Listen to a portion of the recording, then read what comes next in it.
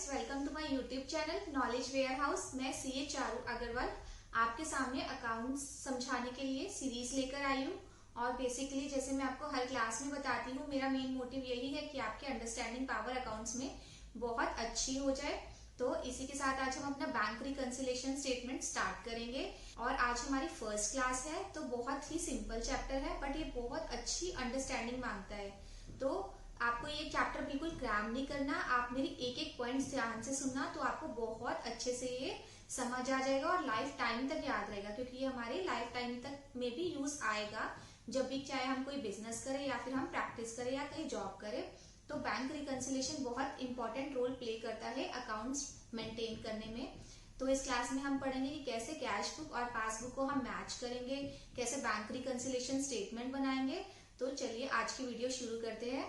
Plus अगर आपको कोई सजेशंस वगैरह है, कुछ आपको समझ नहीं आ रहा है, तो आप मुझे कमेंट बॉक्स में भी डाल सकते हैं या फिर मेल भी कर सकते हैं। बाकी आपको मेरी वीडियोस अच्छी लग रही है तो मेरे चैनल को लाइक, सब्सक्राइब और शेयर जरूर करना। तो इसी के साथ आज की क्लास स्टार्ट करते हैं।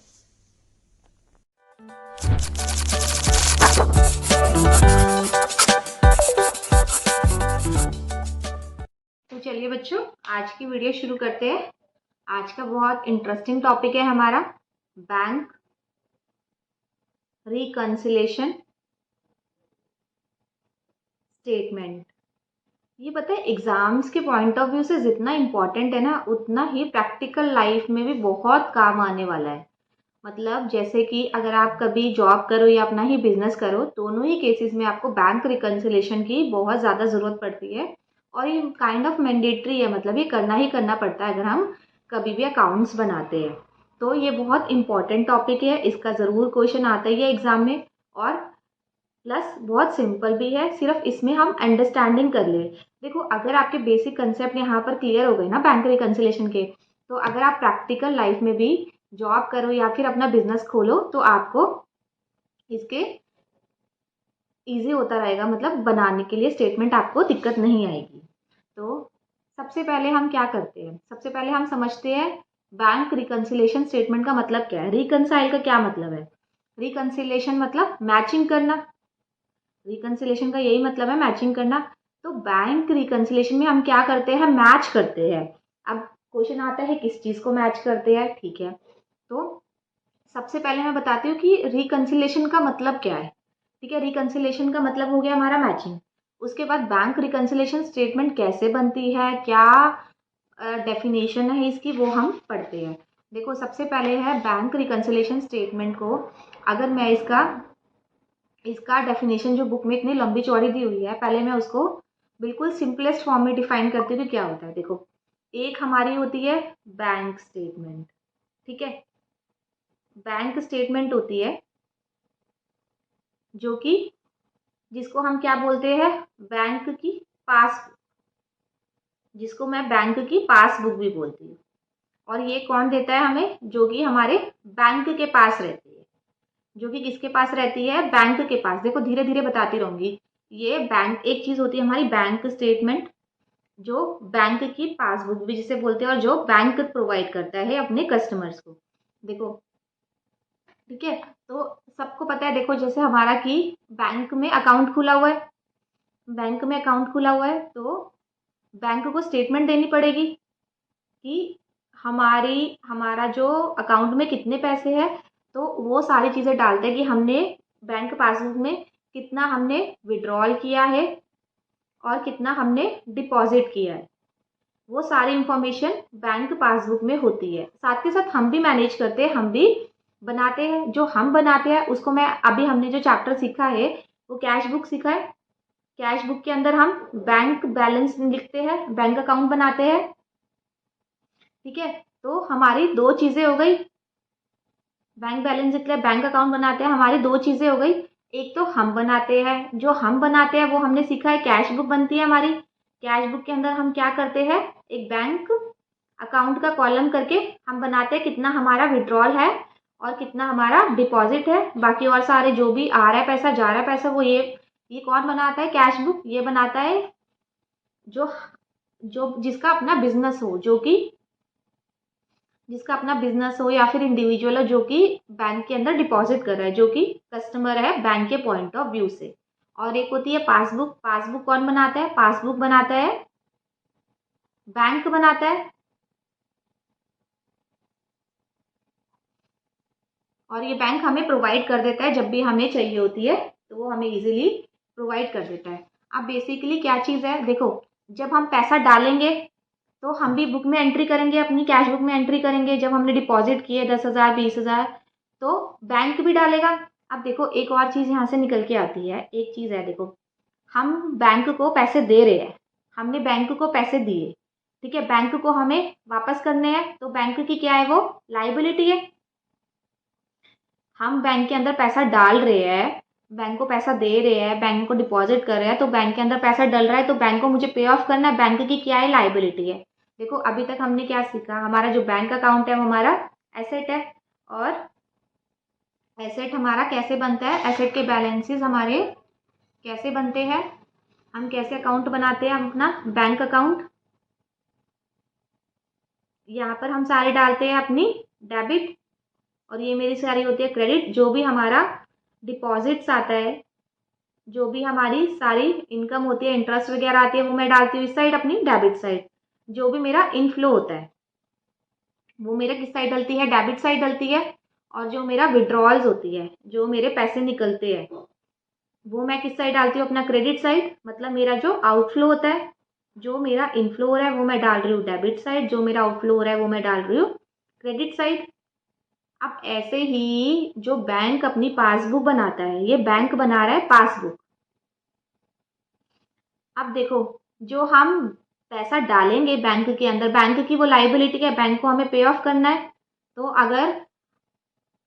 अगर जो हम पैसा डालते हैं, बैंक उसको किस की साइड लिखता है? क्रेडिट साइड लिखता है। समझ रहे हो? जो चीज़ हम अपनी बुक्स में डेबिट साइड लिखते हैं, बैंक उस चीज़ को क्या लिखता है? क्रेडिट साइड लिखता है, क्योंकि बैंक को वो हमें वापस करनी है। मतलब बैंक की पासबुक में जो हम डिपॉजिट करते हैं, वो बैंक अपनी पासबुक में कहाँ लिखता है? Credit side.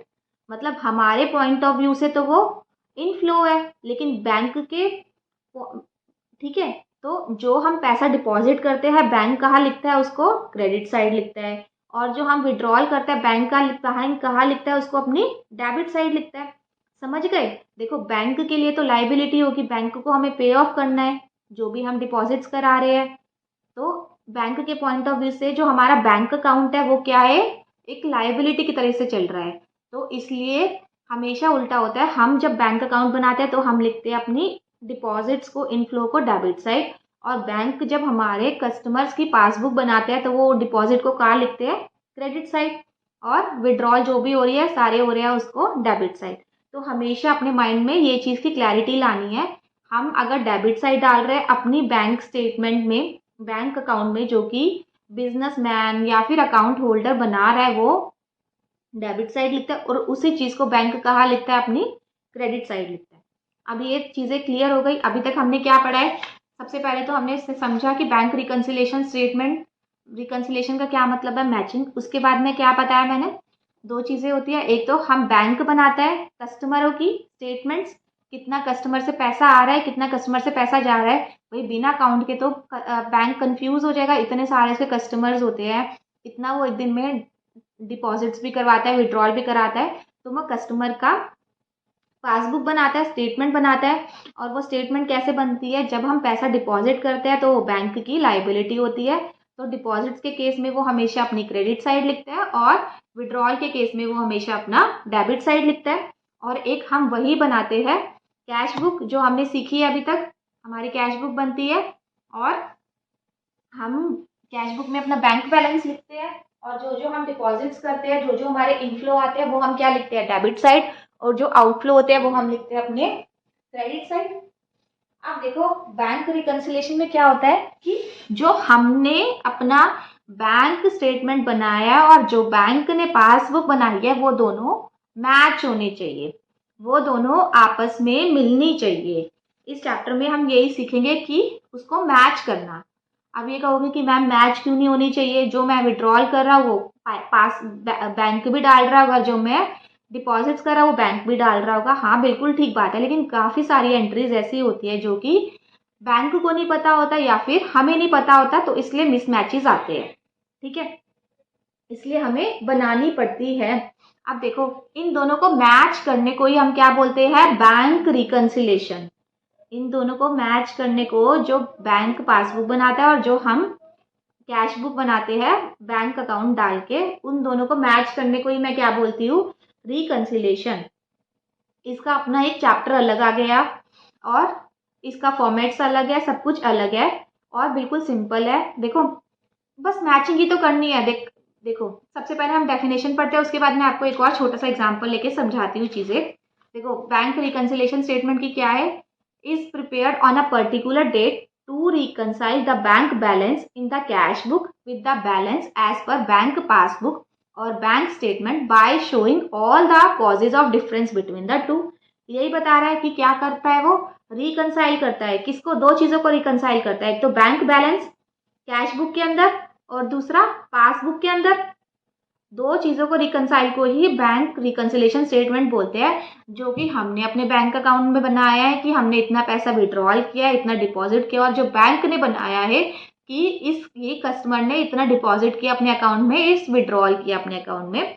तो बैंक रिकन्सिलेशन में क्या आता है, वो सारे डिफरेंसेस आते हैं कि इनके बीच में डिफरेंसेस क्यों आ रहे हैं, वो शो करके सारे डिफरेंसेस लिख के हम दोनों को रिकन्साइल करते हैं। अब अगर कभी डेफिनेशन लिखनी आ गई पेपर में तो हम इजीली लिख सकते हैं। हम क्या इजीली लिख सकते हैं, हमें क्या करना है, हमें सिर्फ 3 वर्ड्स याद करने हैं। एक तो क्या करता है, रिकन्साइल करता है। किस चीज को रिकन्साइल करता है, bank balance as per cash book, जो कि कैश बुक में है, और किसके साथ, जो कि बैंक स्टेट में है, बैंक बैलेंस बैंक स्टेटमेंट या फिर पासबुक में है। इन दोनों को वो रिकन्साइल करता है। कब रिकन्साइल करता है, पर्टिकुलर डेट पे रिकन्साइल करता है, और बाकी सारे, और बाय शोइंग कि डिफरेंसेस क्या क्या है, रीजंस क्या क्या है, क्या क्या डिफरेंसेस आ रहे हैं उन दोनों को रिकन्साइल करने में। क्लियर, हमारा हो गया रिकन्साइल करता है दो चीजों को, जो कि एक बैंक बैलेंस है पासबुक के और बैंक स्टेटमेंट है पासबुक की। क्लियर, और एक पर्टिकुलर डेट पे, ये हमारा रिकन्सिलेशन हो गया। अब हम चलते हैं आगे कि अब आप मुझे कहोगे कि रिकन्सिलेशन होना मतलब डिफरेंसेस आते क्यों है, ये चीज क्लैरिटी नहीं हो रही कि डिफरेंसेस आते क्यों। डिफरेंसेस आने ही नहीं चाहिए जब दो चीजें एक जैसी है तो। अब देखो, सबसे पहला जो डिफरेंस है, डिफरेंसेस किस रीजन से आते हैं, एक तो टाइमिंग के डिफरेंसेस से भी आ सकते हैं कि जैसे हमें पता नहीं लगा और बैंक को पता लग गया। बैंक ने जैसे कि हमें बैंक इंटरेस्ट दिया, ठीक है, बैंक ने हमें बैंक इंटरेस्ट दिया, हमारा चल रहा था अकाउंट और हमारे अकाउंट में पैसे चल पड़ रहे होते तो बैंक ने इंटरेस्ट दिया। अब हमें तो पता नहीं चलेगा कि बैंक ने इंटरेस्ट दिया है हमें, हम तो जो जब अपनी बैंक की पासबुक देखेंगे तभी हमें पता लगेगा कि बैंक ने हमें इंटरेस्ट दिया है। तो इसकी वजह से भी डिफरेंसेस आ सकते हैं। कभी हमने किसी को चेक दे दिया, सपोज मैं ABC लिमिटेड हूँ और मैंने XYZ लिमिटेड को चेक दे दिया, लेकिन XYZ लिमिटेड क्या ना आलसी है, उसने क्या किया, 1 महीने बाद या फिर 15 दिन बाद वो चेक बैंक में जमा करवाया। ठीक है, तो क्या है, मैं तो अपनी बुक्स में क्या लिखूंगी, मैं तो कैश बुक में लिखूंगी कि मैंने चेक दे दिया, मैं तो लिखूंगी कि मेरी बैंक स्टेटमेंट से माइनस हुआ पड़ा है, मेरे पास इतना पैसा नहीं है। और जबकि बैंक के पास तो वो चेक आया ही नहीं है, बैंक ने तो अभी उस चेक की पेमेंट ही नहीं की, तो बैंक क्या करेगा, बैंक तो उसको प्लस लेकर चलेगा। मतलब कि सपोज मेरे अकाउंट में 50,000 पड़े हुए हैं, मैंने 5,000 का चेक XYZ लिमिटेड को दे दिया। अब मैं अपनी बुक्स में क्या मान के बैठी हूँ, मैं 5,000 का चेक दे दिया, तो मेरी बुक्स में कितना 45,000 खड़ा हुआ है। लेकिन जो आलसी XYZ है, आलसी है या फिर उसको कोई काम हो गया, उसने अभी तक बैंक से विड्रॉल नहीं किया, वो चेक बैंक में लगाया नहीं है, तो उसने अभी लगाया नहीं है, तो बैंक के अकाउंट में तो 50,000 ही है, क्योंकि उसने अभी तक 5,000 XYZ लिमिटेड को पे नहीं किया। तो इसकी वजह से भी हमारे डिफरेंसेस आते हैं। पता है, डिफरेंसेस बहुत टाइप्स के आते हैं, जैसे कि आपको पता है कि हमारे पास जो मैसेजेस आता है, जो हमारी नेट बैंकिंग की फैसिलिटी होती है, बैंक के चार्जेस लेता है।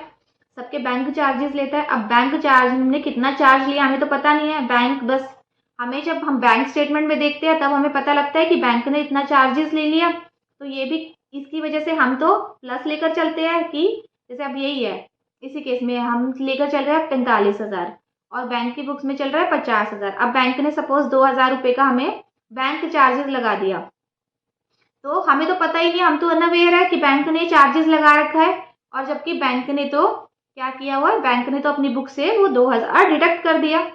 तो मेन रीजन हमारा यही होता है, रिकनसाइल करने के डिफरेंसेस इसी वजह से आते हैं। ऐसे ही मैं आपको बताती हूँ कि किस किस वजह से डिफरेंसेस और आते हैं, तो हम वो पढ़ते हैं। देखो एक एक करके डिफरेंसेस हम अच्छे से पढ़ते हैं। बहुत इजी चैप्टर है, लेकिन अगर ध्यान से सुनोगे ना बच्चे, कुछ भी पॉइंट स्किप नहीं करना, ध्यान से सुनोगे तो ही क्लैरिटी आएगी। तो सबसे पहले हमारा पॉइंट आता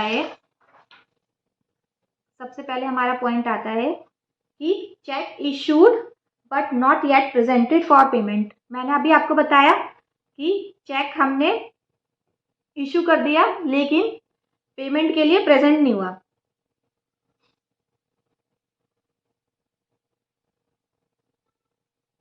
तो मैंने आपको बताया कि हमने एबीसी लिमिटेड है, हमने क्या किया, XYZ लिमिटेड को चेक दिया। हमने तो चेक दे दिया उसको 10,000 का, लेकिन उसने अभी बैंक में नहीं प्रेजेंट किया। तो हम अपनी बुक्स में माइनस करके चलेंगे 50,000 में से 5,000 के चेक से। और जो हमारा जो बैंक स्टेटमेंट क्या दिखाएगी, वो 50,000 ही दिखाएगी, क्योंकि उसने तो अभी तक XYZ लिमिटेड को पे नहीं किया। तो सबसे पहला डिफरेंस आता है हमारा, हमने चेक इशू कर दिया लेकिन वो जो चेक है प्रेजेंटेड नहीं हुआ पेमेंट के लिए। तो बैंक तो हमारा सोचेगा कि 50,000 है और हम सोचेंगे बैंक में कितना है, 45,000 है। तो इसकी वजह से भी हमारे डिफरेंस आते हैं। तो हम बैंक रिकन्सिलेशन में वो सारे डिफरेंसेस अपने लिखेंगे। अभी मैं बताऊंगी, फॉर्मेटिंग बताऊंगी। अभी सिर्फ मैं आपको बता रही हूँ कि बैंक रिकन्सिलेशन की हमने क्या पढ़ी है, अभी डेफिनेशन पढ़ी है। फिर हमने पढ़ा कि हम अपनी बैंक अकाउंट कैसे बनाते हैं, और जो हमारा जो बैंक है वो हमारी पासबुक कैसे बनाता है। दोनों अपोजिट बनाते हैं, जो हम डेबिट मानते हैं वो मानता है क्रेडिट, जो हम क्रेडिट मानते हैं वो मानता है डेबिट। उसके बाद हम अब रीजंस पढ़ रहे हैं कि क्या क्या रीजन है। अब सेकंड रीजन मेरा क्या है कि हमने बैंक में तो पे कर दिया, हमने चेक तो पे कर दिया बैंक के अंदर, हमने बैंक में चेक तो पे कर दिया, लेकिन वो अभी तक बैंक क्लियर नहीं हुआ। देखो जैसे सपोज मेरे को किसी ने, मैं एबीसी लिमिटेड ही रहूंगी यार केस में, मेरे को PQR ने एक चेक दिया, ठीक है, 10,000 रुपीज का। मैंने आगे जाके वो बैंक में लगा दिया, बैंक में डाल दिया।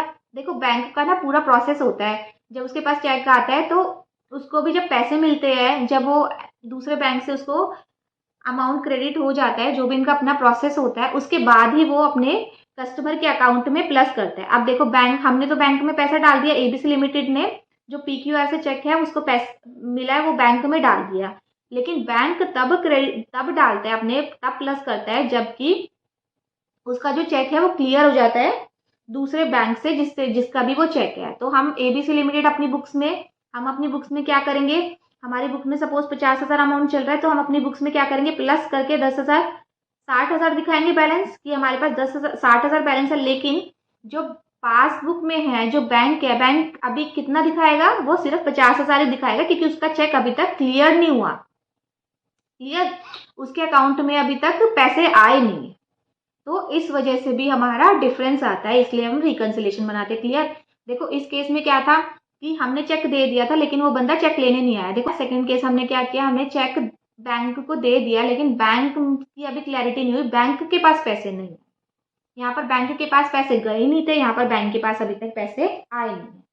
थर्ड क्या है मेरा केस, थर्ड मेरा ये केस है इंटरेस्ट, बैंक ने इंटरेस्ट दिया, जो मैंने आपको बताया बैंक ने इंटरेस्ट दिया। तो हम तो अनअवेयर है, एबीसी लिमिटेड कंपनी तो अनअवेयर है कि उसको कोई बैंक इंटरेस्ट मिला है, उसको क्या पता बैंक कितना बैंक इंटरेस्ट देगी। और जबकि बैंक ने उसके खाते में बैंक इंटरेस्ट का अमाउंट ऐड कर दिया होगा उसके अकाउंट में।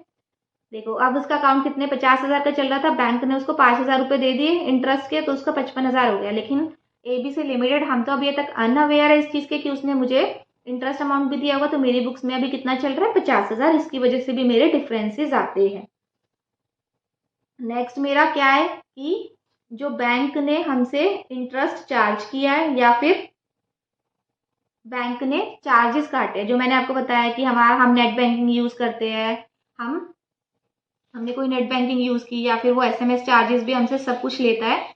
तो इसकी वजह से भी जो चार्जेस कटते हैं वो हम हमें एबीसी लिमिटेड सपोज 50,000 है, हमें तो पता ही नहीं है बैंक ने कितने चार्ज लिया है, और बैंक के पास 50,000 का अमाउंट है, उसने क्या किया, हमारे से 2,000 रुपये काट लिए। तो बैंक कितना दिखाएगा, 48,000, और हम कितना दिखाएंगे, 50,000, क्योंकि हमें पता नहीं। और हमें पता कैसे चलेगा, वो तब पता चलेगा जबकि हम जो बैंक स्टेटमेंट देखेंगे या फिर हम पासबुक देखेंगे, तब जाके हमें पता लगेगा कि बैंक ने हमारे 2,000 रुपये काट लिए। क्लियर, समझ आ रही है सबको चीजें? बहुत सिंपल चीजें, बहुत प्रैक्टिकल चीजें हैं। ये बिल्कुल डेली में बिल्कुल होता है ऐसा, प्रैक्टिकल लाइफ में ये सारे सिनेरियोज आते हैं, तभी मैं आपको बोल रही हूँ चैप्टर ध्यान से समझना। ये पेपर के point of view as well as आप प्रैक्टिकली आप लाइफ में कुछ भी करोगे, जॉब करोगे, बिजनेस करोगे, तो वो बहुत इंपॉर्टेंट कंसेप्ट आएगा ही आएगा। आपको ये बैंक रिकंसिलेशन स्टेटमेंट बनानी पड़ेगी, और एक बार आपको समझ आ गई तो आपको बिल्कुल बच्चों का खेल लगेगा। नेक्स्ट मेरा क्या है, नेक्स्ट मेरा है कि मैं इंटरेस्ट या फिर कोई डिविडेंड बैंक डायरेक्टली कलेक्ट कर रहा। अब देखो कभी कभार हमारे क्या होता है, हम कोई शेयर्स वगैरह खरीदते हैं तो डायरेक्टली हमारा क्या आता है, बैंक में ये डिविडेंड आ जाता है, और हम अनअवेयर होते हैं कि हमें पता ही नहीं चलता कि वो बैंक में डिविडेंड आ गया या नहीं आया। जैसे कि वही सेम एग्जाम्पल, हम एबीसी लिमिटेड है और ये बैंक है, हमारी कंपनी जिसमें भी हमने शेयर्स खरीद रखे हैं उसने हमें डिविडेंड दे दिया, तो वो डायरेक्टली बैंक अकाउंट सारी इन्फॉर्मेशन लेते हैं, तो वो करंटली बैंक में ही डाल देते हैं डिविडेंड। अब बैंक में 50,000 है, उसके पास डिविडेंड आ गया 8,000 रुपये का, इंटरेस्ट कहीं से भी आया, किसी ने भी डायरेक्ट डिपॉजिट कर दिया, आठ कितने का भी 58,000 हो गया, बैंक दिखाएगा 58,000, जबकि हमें तो पता ही नहीं है, हम अपनी बुक्स में क्या लेकर चलेंगे, 50,000 है, क्योंकि ये जो इंटरेस्ट या डिविडेंड है ये डायरेक्टली ही बैंक में डिपॉजिट हो गया, और एबीसी लिमिटेड यानी कि हम अनअवेयर है कि ये बैंक में आ गया है। जब हम बैंक स्टेटमेंट या पासबुक देखेंगे तब हमें पता लगेगा कि उस लिमिटेड कंपनी ने हमें डिविडेंड दे दिया। यही तो मेन रीजंस है, इसी कारण तो हमारी रिकंसिलेशन बनाने की जरूरत पड़ती है। अब है नेक्स्ट क्या है, देखो अभी हमारी लाइफ इतनी ज़्यादा बिजी हो जाती है बिजनेसमैन की कि उसको पता नहीं लगता कि कब उसकी इंश्योरेंस वगैरह और चीज़ें कब ड्यू हो रही है। तो वो क्या करता है, बैंक को ऑर्डर कर देता है, मतलब कि उस ऑटोमेटिकली डिडक्शन हो जाता है उसके अकाउंट से। हर महीने की 5 तारीख को इंश्योरेंस का हो गया या फिर किसी को इंटरेस्ट देना है, कुछ भी देना है, तो बैंक में रिक्वेस्ट डाल के ऑटोमेटिकली डिडक्शन डाल देता है। तो क्या होता है, अब सपोज इंश्योरेंस किया, हमें इंश्योरेंस हर महीने 2,000 या फिर 4,000 रुपये पे करना है, ठीक है। तो हमें पता नहीं होता, जैसे हम एबीसी लिमिटेड है और ये बैंक है, हमने ऑटोमेटिकली डिडक्शन का डाल रखा है, तो वो क्या होता है, ऑटोमेटिकली बैंक जो क्या करता है, इंश्योरेंस पे कर देता है। बैंक क्या करता है, ऑटोमेटिकली इंश्योरेंस पे कर देता है, और हमें पता नहीं होता, हमें कभी कभार नहीं याद रहता, तो हम अपनी बुक्स में क्या लेकर चलते हैं कि हमारा 50,000 ही बैलेंस चल रहा है, और जबकि बैंक इंश्योरेंस कंपनी को पे कर चुका होता है, क्योंकि हमने एक रिक्वेस्ट डाली होती है कि हमारा ऑटोमेटिक रिडक्शन हो जाए इंश्योरेंस अमाउंट का हर महीने, जो भी हमें क्वार्टरली पे करना होता है, महीने पे करना होता है या फिर ईयरली पे करना होता है। तो इसी इसी केस में कि जैसे 50,000 है और उसने डायरेक्टली पे कर दिया इंश्योरेंस कंपनी को, तो अभी एबीसी लिमिटेड हमें नहीं पता कि ये पेमेंट हो गई है, जबकि बैंक के थ्रू हो गई है। तो ये भी एक वजह है कि जिससे हमारा बैलेंस मैच नहीं करता। समझ आ गई? हमने एक फीचर ले रखा होता है कि हम ऑटोमेटिकली डिडक्शन हो जाए, हमें पता ना लगे, ऑटोमेटिकली बैंक पे कर दे इंश्योरेंस को। तो इस वजह से भी एक डिफरेंस है कि बैलेंस मैच नहीं होता। अब नेक्स्ट मेरा क्या है, हमने किसी को बोला कि तू जब भी तेरे पास पैसा है तो डायरेक्टली पेमेंट कर दियो बैंक के अंदर। तो किसी ने डायरेक्टली पे कर दिया बैंक के अंदर, जैसे कि सपोज इंश्योरेंस कंपनी से ही डायरेक्टली पेमेंट आ गई बैंक के अंदर। तो अभी इस केस में क्या था, बैंक डायरेक्टली पे कर रहा था, यहाँ पर बैंक के अंदर डायरेक्टली पेमेंट आ गई, बैंक के अंदर ही डायरेक्टली पेमेंट आ गई। तो इस केस में भी हमें नहीं पता होगा क्योंकि बैंक ने डायरेक्टली किसी चीज़ को रिसीव किया है। तो हम ये मान के चलेंगे कि हमारा 50,000 का बैलेंस खड़ा है और जबकि बैंक मान के चलेगा कि 50,000 उसके थे और उसके पास 8,000 रुपीज़ कहीं से आ गए, डायरेक्टली किसी ने डिपॉजिट कर दिए, तब भी हमारे बैंक, जो हम बैंक बनाते हैं उसको हम क्या बोलते हैं, bank account with cash book, और जो बैंक की पासबुक में डिफरेंस आएगा। ठीक है, अब नेक्स्ट हमारा क्या है, नेक्स्ट हमारे कैसे डिफरेंस आते हैं कि हमने कोई प्रॉमिसरी वगैरह नोट डाला हुआ है, हमने कोई एक, पता है आगे आप बिल ऑफ एक्सचेंज में पढ़ोगे कि बहुत सारे प्रॉमिसरी नोट, ये क्या क्या चीज़ें होती है, हमने कोई बैंक में जमा करा दिया प्रॉमिसरी नोट, लेकिन वो डिसऑनर हो गया, जैसे कि सपोज चेक ही हो गया, वो डिसऑनर हो गया, जिसने हमें दिया उसके अकाउंट में पैसे नहीं थे, वो डिसऑनर हो गया, तो हम मान के चलेंगे कि हमने तो बैंक में डिपॉजिट करा दिया, हमने तो चेक बैंक में डिपॉजिट करा दी, बट एक्चुअली में वो डिसऑनर हो गया, प्लस उसने हमारे चार्जेस भी काट लिए, तो वो डिसऑनर अमाउंट भी और चार्जेस भी वो सारे 5,000 तो नहीं, मतलब जैसे 50 रुपये कटे हैं, तो इसके बीच में भी डिफरेंस आता है, हम प्लस करके चलते हैं और वो उसके पास तो वो पैसे आए नहीं होते, प्लस वो चार्जेस भी काट लेता है, इसकी वजह से भी डिफरेंसेस आते हैं। और कभी कभार क्या होता है कि एरर भी कमिट हो जाता है, कि जैसे एरर कैसे कमिट हो जाता है कि हम 2598 की बजाय हम लिख देते हैं 2958। कभी कभार हम क्या करते हैं, हम पेज नंबर जैसे 10 होता है और 11 पे आते हैं, तो हमारी फिगर्स चेंज हो जाती है कि हम डेबिट को क्रेडिट कर देते हैं, क्रेडिट को डेबिट कर देते हैं, कभी कभार बैंक से भी गलतियां हो जाती है। और कभी कभार क्या होता है कि जैसे कि नेम सेम कस्टमर के अकाउंट होता है, जैसे कि कृष्ण से कृष्णा बन जाता है, या फिर सेम अकाउंट होते हैं, सेम अकाउंट होल्डर्स होते हैं, उसमें भी गलत पैसे डल जाते हैं, कभी कभार हमारा कैलकुलेशन में भी डिफॉल्ट आ जाता है, मतलब कोई एरर आ गई है, ऊपर वाली नहीं, कोई नॉर्मल एरर, क्लैरिकल एरर आ गई है, उसके अंदर भी वो चीज़ भी हमारे, उसकी वजह से भी हमारा रिकनसाइल नहीं हो पाता बैंक का स्टेटमेंट, तो हमें वो रिकनसाइल करना पड़ता है। यहाँ पर हमने पढ़ लिए सारे रीजंस कि किस किस वजह से हमारा बैंक रिकनसिलेशन बनता है, क्यों बनता है, क्या ज़रूरत है। तो हमने पढ़ा अभी तक कि बैंक रिकनसिलेशन स्टेटमेंट क्या होती है, ज़रूरत क्या है, और अब हम आगे पढ़ेंगे कि ये बनती कैसे है, इसका फॉर्मेट क्या है। ठीक है, सबसे पहले तो फॉर्मेट बनाने से पहले मैं आप लोगों को एक चीज़ बताऊँ कि अगर ये होता है ना कि कैश बुक फेवरेबल है, देखो आगे ये यूज होगी, और ये अंडरस्टैंड बिल्कुल सिंपल है, लेकिन मैं फिर भी एक बार आपको बता रही हूँ कि नॉर्मल चीज़ है ये, बिल्कुल नॉर्मली है, मतलब कोई ऐसे हार्ड एंड फास्ट नहीं है। अब देखो कैश बुक फेवरेबल है मतलब कि डेबिट बैलेंस है, मतलब हमारे पास बैलेंस है बैंक के अंदर, मतलब हमारे पास हमारा जो कैश बुक है फेवरेबल है, क्योंकि वो कभी कभार ना ऐसे टर्म यूज करेगा फेवरेबल कैश बुक, तो हमें समझ नहीं आएगा कि हम डेबिट लिखे या क्रेडिट लिखे। फेवरेबल मतलब कि उसके पास पैसे है अभी, और अगर वो बोलेगा कि कैश बुक का अनफेवरेबल बैलेंस है, मतलब उसके पास पैसे नहीं है और उसने बैंक से उधारी ले रखी है, जो हमने पहले पढ़े थे ना ओवरड्राफ्ट वगैरह, वो ये है, तो उसका होता है credit balance. Clear, cash book का फेवरेबल का क्या मतलब है, डेबिट बैलेंस, और कैश बुक का अनफेवरेबल का मतलब है क्रेडिट बैलेंस। अब हम अब अगर हम ऐसे ही पासबुक लिखे, पासबुक का फेवरेबल का मतलब क्या है, क्रेडिट बैलेंस, और अनफेवरेबल का मतलब क्या है, डेबिट बैलेंस।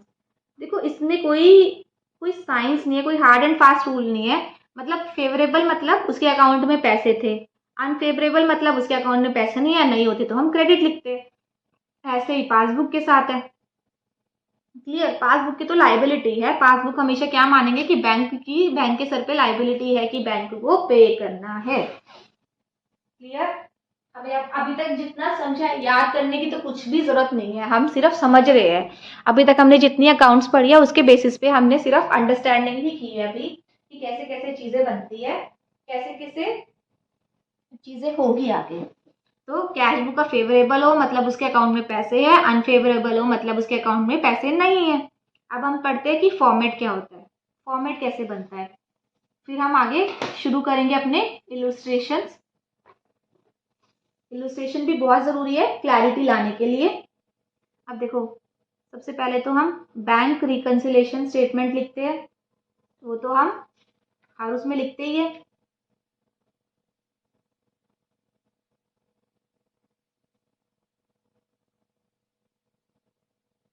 और जिसकी भी बनाते हैं हम एज ऑन डेट, जो भी है 31 मार्च। आगे हम बनाते हैं अपना फॉर्मेट, पहले हम लिखते हैं पर्टिकुलर्स और फिर ये हमारा होता है अमाउंट इन रुपीज। फिर देखो जो भी हमें बैलेंस दे रखा होता है, सपोज हमें बैलेंस दे रखा है कैश बुक का, और हमें इस कैश बुक के बैलेंस को मैच करना है पासबुक से, तो हम पहले लिखते हैं कैश बुक। समझ गए? मतलब कि जिस चीज को हमें मैच करना होता है ना, हम उसको लेकर चलते हैं।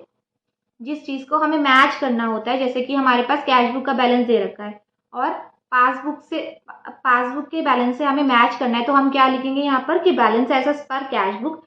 फिर हम देखेंगे कि कैश बुक में क्या क्या गलतियां थी, कैश बुक में क्या क्या चीजें ऐसी थी जो कि पासबुक से मैच नहीं कर रही थी, तो हम उसमें क्या करेंगे, ऐड करेंगे। जो चीजें ऐड होनी चाहिए थी और जो चीजें लेस होनी चाहिए थी वो लेस करेंगे, और तब हम दोनों के बैलेंस को रिकनसाइल कर देंगे।